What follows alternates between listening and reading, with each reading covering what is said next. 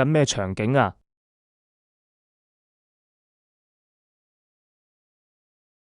答對咗一半咋，其實係講下雨天嘅場景，落雨大導致水浸街，然後阿哥阿嫂各自做緊唔同嘅事，要唔要再試一題啊？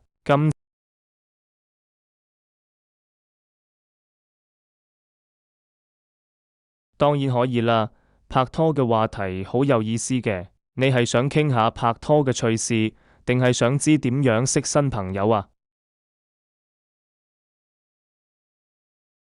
哈哈，我知好多拍拖趣事㗎，比如有朋友第一次同對象約會，想去食火鍋，結果緊張到將辣椒醬整到對方衫度，最後兩個人一起去洗衫，仲變咗成日講起嘅搞笑回憶。你有冇聽過或者經歷過類似嘅事啊？咁都好正常嘅，其實拍拖女。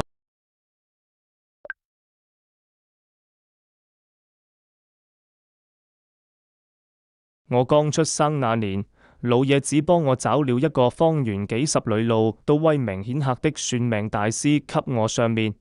大師說我面相很好，有帝王之氣，長大以後出入都有車，走哪都得搖旗吶喊，頻繁進出豪華酒店及名勝古蹟，無論走到哪裏都有一大幫人緊緊跟隨。光陰似箭，歲月如梭，我後來誤打誤撞成了導遊。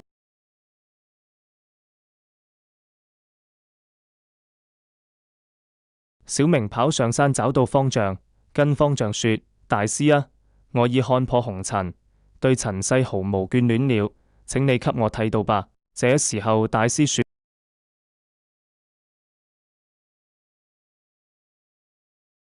哈哈，呢個問題幾得意喎。其實多士佬唔係指特定邊一個佬，通常係啲人講笑，話邊個佬用嚟處理多啲廚餘或者類似嘢，就會開玩笑叫佢多士佬。比如屋企廚房個佬如果成日煮嘢，搞到好多殘渣，可能有人會鬧着玩咁講。不過呢個唔係正式叫法㗎，純粹係搞笑用語咋。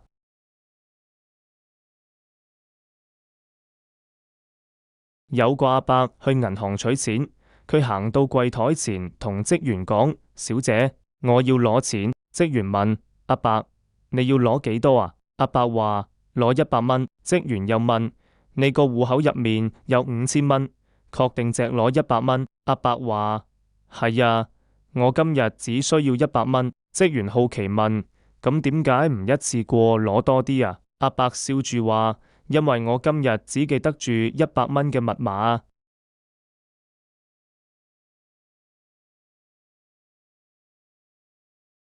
進了電梯，看到一小女孩舉着根塑料棍，小孩子的行為通常難以理解，但我還是忍不住問了她：小妹妹，你舉着棍子是幹嘛？她抬頭看了看，哇的一聲就哭了，說：我的氣球呢？